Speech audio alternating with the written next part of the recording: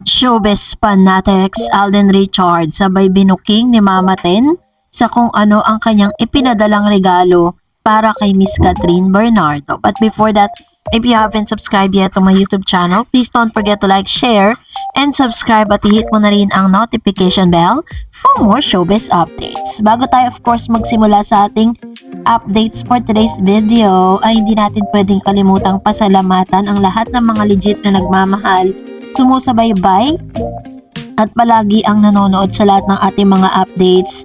Maraming salamat po sa inyong panonood. At ngayong araw, bago tayo tuluyan na pumunta sa ating proper topic for today's video, ay linawin lang po natin ang ilang mga issue na kumakalat ngayon patungkol sa couple shirt or couple na dress or outfit nitong si Mr. Dominic Roque and Miss Catherine Bernardo sa party mismo ni Dr. Ivy, kasi usap-usapan to eh.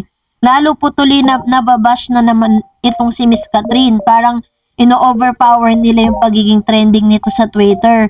And para lang po sa kaunawaan ng lahat, eh wala naman pong problema kung magkapareha sila ng damit. Actually, yung suot niyang damit, ni-research ko siya. One of the luxury items yan.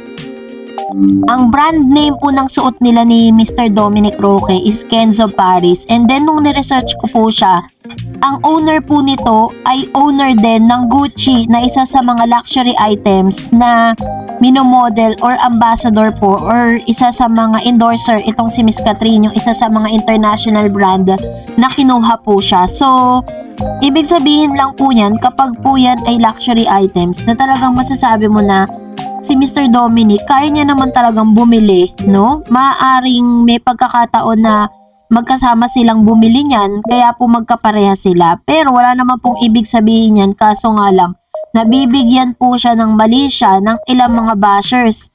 Sinasabi tuloy, or parang kinukonfirm po ng mga bashers na ito na may relasyon nga itong si Dominic at saka si Miss Catherine. Samantalang paulit-ulit po dinideny ni Dominic yung mga aligasyong ito. So anyways, narito na nga tayo, no. Matapos po mag-trending si Miss Catherine Bernardo sa isang ball na ginanap preview magazine, no, na kung saan siya po yung pinaka-highlights dito, ay hinanap natin yung ilang mga memes kung paano po sinuporta ni Alden Richards si Miss Catherine dito sa preview. Pero as far as I know, parang si Mr. Alden Richards ay naging cover magazine na rin ng preview. And then, syempre po, hanapin natin kung paano niya sinuportahan. Of course, wala dun si Alden Richards sa ball, di naman natin siya nakita. Kasi selected lang po yung mga naroroon. So, sa isang My Day po, dun po sa IG stories ni Mama Ten, nakakita po ako ng isang flower na pink, kung saan, according po sa ilang mga source, no, mga nagpi-PM sa akin, namataan nila si Mama Ten na personal na bumibili ng mga flowers sa isang flower shop na siya mismo yung namili para kay Miss Catherine Bernardo. And I believe that it was being sent to Miss Catherine. So hinahanap ko naman yung IG account or IG stories ni Miss Catherine or ni Mami Min kung meron po silang ipopost na ganitong klase ng flowers, no. Pero as of now, medyo yung kanya pong IG stories, ang laman pa din yung mga kaganapan sa preview. Pero I know na ipapakita din niya yan. And nakita naman natin na talagang sino ba naman ang hindi po, parang you're going to conclude that meant for Miss Catherine Bernardo, diba? Dahil si Mr. Alden Richards kasi ganyan niya pinapakita kung paano niya sinusuporta ng isang Miss Catherine sa pamamagitan ng mga ganyang bagay.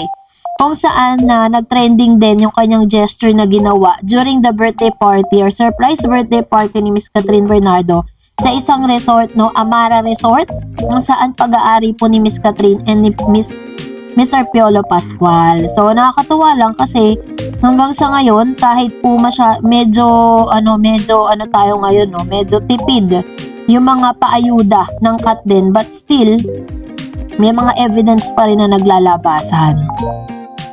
And for that, narito naman ang ilan sa mga reaksyon at komento po ninyo patungkol naman sa ating latest updates. Magbabasa tayo. Unahin natin ang komento mula kay Ma'am si Virgie Pampoza. Sabi niya, "Hi Ma'am Dars, thanks for the update again. God bless you more, Ma'am Dars. About Nadine, baka hindi ata sa Elena 1944. Ang bali-balita ay may niluluto daw na movie sina Nadine at Alden. Yan ang balita, Ma'am Dars." Aba, mukhang possible kasi meron pong isang photos na nagsisirculate ngayon na tila parang nagpagkasama si Alden at si Nadine. Sabi ni Mr. Renato, sa lahat ng Katden fan, solid or casual, paulit-ulit kong nababasa sa comment section yung wish na sana aminin na nila Alden at Kat in public yung totoo nilang relasyon. Para sa akin, hindi na kailangang aminin sa public sa nakikita nyo sa kanila mga galaw. Kailangan pa bang aminin? Ginawa na nila Alden at Kat yung part nila. Pinapakita naman nila sa publiko, hindi naman ito tinago. Bukas ito, bahala na kung paano basahin yung kilos at galawan nila. Sorry sa word na gagamitin ko, kung bobo ang tumingin, mananatiling kabobohan ang basa. Pero sa matatalino sa pagbabasa, mabilis ito maintindihan. Para isang pitik lang ng daliri na kukuha ng mensahe. Ganun kasimple ang magtiwala sa Katden. In my life, as Pinoy living in Canada, I always follow a golden rules in my life. If I want to find out question, I simply look at them in the eyes.